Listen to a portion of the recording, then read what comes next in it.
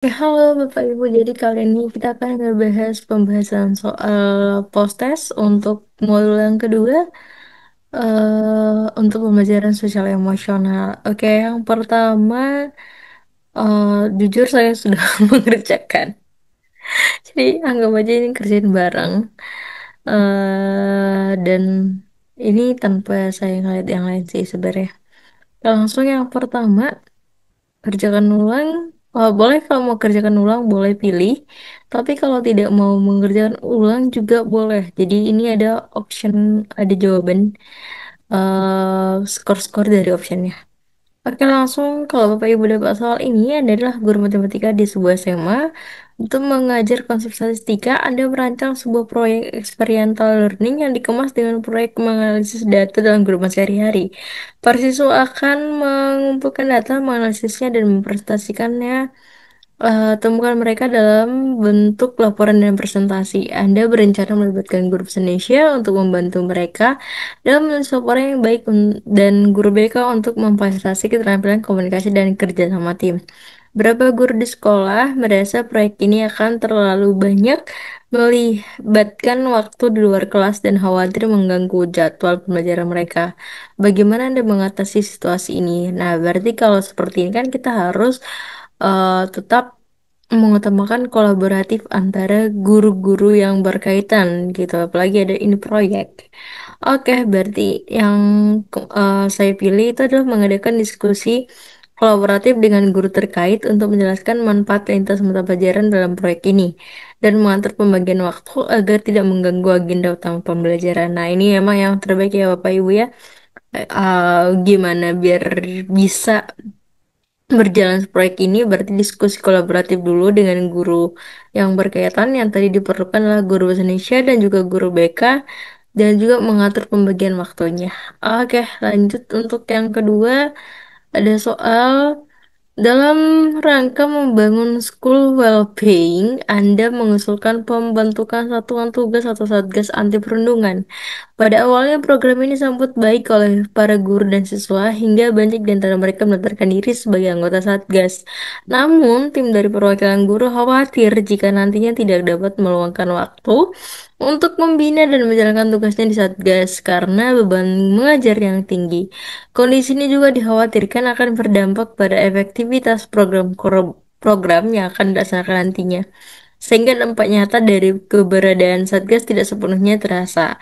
Melihat situasi ini, tindakan apa yang Anda lakukan? Oke, berarti harusnya yang lakukan adalah bagaimana si project ini atau si Satgas ini bisa tetap ada. Berarti harus pembagian lagi ya, pembagian tugas mungkin dengan diskusi dulu juga. Oke, kalau berdasarkan optionnya itu, dia ada bersama-sama mengkaji program dan menyesuaikan kondisi para anggota sehingga program tetap memiliki dampak dan berjalan efektif. Ini yang terbaik. Kalau optionnya ini ada banyak ya Bapak Ibu, jadi kasih skornya nih. Ada yang membuat sistem kerja berbasis jadwal rotasi gitu. Tapi ini kata ringannya nih ada membagi shift ringan bagi guru. Nah, yang ini nih yang sebenarnya buat rancu ya. Seolah-olah tidak memberikan part yang terbaiknya gitu. Yang berikutnya ada mengintegrasikan pekerjaan gas dalam BK. Nah, soalnya nih hanya untuk BK doang gitu. Nah, yang berikutnya meminta pimpinan menghimbau para guru. Nah, ini kan eh dan menurut saya tanggung jawab mereka di Satgas agar Satgas berjalan efektif. Padahal kan guru tidak boleh meninggalkan tugas utamanya juga ya. Dan berikutnya masukkan agar pimpinan sekolah memberi insentif tambahan. Wow, ini mah sudah terlalu jauh nih ya tugas kita sebagai guru gitu. Oke, jadi yang terbaik emang yang paling atas kita. Lanjutnya nomor tiga adalah guru yang ingin mengajarkan konsep pertolongan pertama pada kecelakaan eh, kepada siswa kelas 4 SD. Anda meminta para siswa untuk berkelompok dan melaksanakan praktik bermain peran atau role play.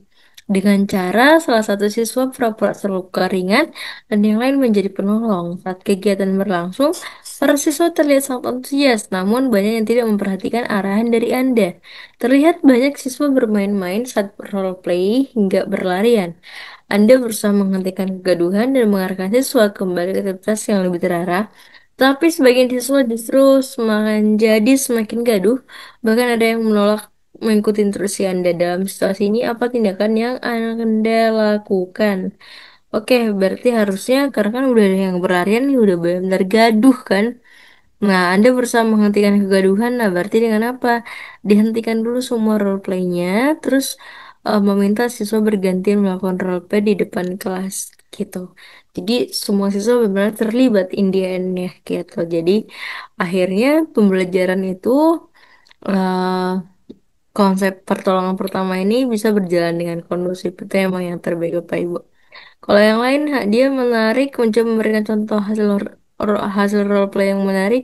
Nah, karena kan ini kan sebenarnya udah ada ya yang lagi dipresentasiin, si gurunya lagi mempresentasikan berarti, tapi tidak semua antusias. Ada yang antusias memang, tapi ada juga yang gaduh berlarian gitu ya. Jadi emang yang paling oke adalah semua berganti-gantian. Jadi siswa biasanya kalau misalnya harus gantian, oh nanti giliran aku nih, gitu. Jadi dia akan memperhatikan teman-temannya atau presentasi yang sebelumnya dengan baik gitu. Biar jangan sampai dia salah ketika dia yang maju gitu ya. Oke, lanjut. Yang nomor 4. Pak Andi adalah wali kelas yang sering mengingatkan siswa untuk datang tepat waktu ke sekolah dan masuk kelas sesuai jadwal. Namun belakangan ini banyak siswa yang mulai memprotes karena Pak Andi sendiri sering datang terlambat. Apabila ditelusuri keterlambatan Pak Andi bukan tanpa alasan. Akan tetapi Pak Andi sedang merawat orang tua yang sakit dan terkadang membutuhkan waktu yang lebih lama ketika pagi hari sehingga ia datang terlambat. Meskipun demikian, siswa tidak mengetahui alasan keterlambatan tersebut sehingga mereka merasa ada ketidaksesuaian antara ucapan dan tindakan Pak Andi. Jika Anda menjadi Pak Andi, bagaimana cara menyikapi para siswa? Oke, lagi-lagi di modul kedua kita ditekankan menjadi guru yang teladan. Nah, maka kita bukan hanya mengucapkan tapi juga dari tindakan kita sehari-hari. Oke, jadi yang terbaik itu harusnya adalah melakukan evaluasi diri dan mencari solusi alternatif sehingga bisa komitmen untuk datang tepat waktu ke sekolah gitu. Jadi ketika kita mengingatkan siswa, siswanya udah nggak ada alasan dengan bilang, ah bapak juga sering telat kok gitu. Jadi harusnya kita menjadi contoh dulu dari tindakan kita sehari-hari gitu ya, Bapak Ibu. Oke, lanjut yang terakhir. Bu Indah adalah guru kelas 6 SD. Dalam tugas kelompok, Bu Indah memperhatikan bahwa siswanya yaitu Danu dan Dinda bertengkar akibat adanya perbedaan pendapat. Anda mencoba melerai dan membimbing mereka agar saling menghargai pendapat satu sama lain. Namun, Danu berpendapat bahwa Ninda selalu ingin mengambil alih semua keputusan dan menolak ide dari anggota kelompok lainnya. Sementara Ninda merasa bahwa pendapat dari anggota lain tidak sesuai dengan instruksi tugas. Ia juga menginginkan pekerjaan kelompok ini cepat selesai dengan mengikuti cara-cara darinya. Alhasil antara Danu dengan Ninda tidak ada yang ingin mengalah dan minta maaf satu sama lain. Dalam situasi ini tindakan apa yang sebaiknya dilakukan oleh Bu Indah agar Danu dan Ninda dapat menunjukkan keterampilan sosial dalam bekerja sama. Oke sih Danu dan Ninde ini ya sering berbeda pendapat ya Bapak Ibu.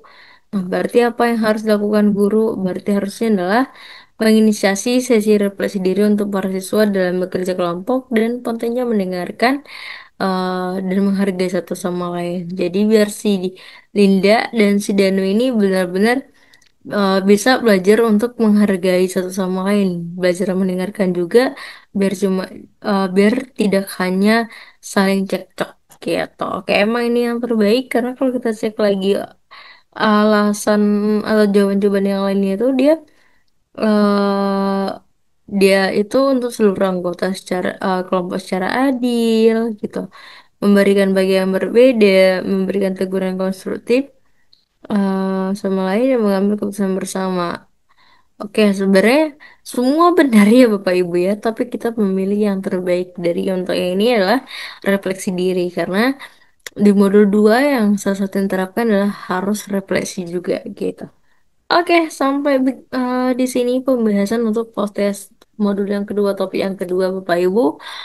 Semangat untuk PPG-nya, semoga semuanya lancar dan langsung dapat gelar SPDKR. Oke, sampai ketemu lagi di pembahasan-pembahasan lainnya. See you.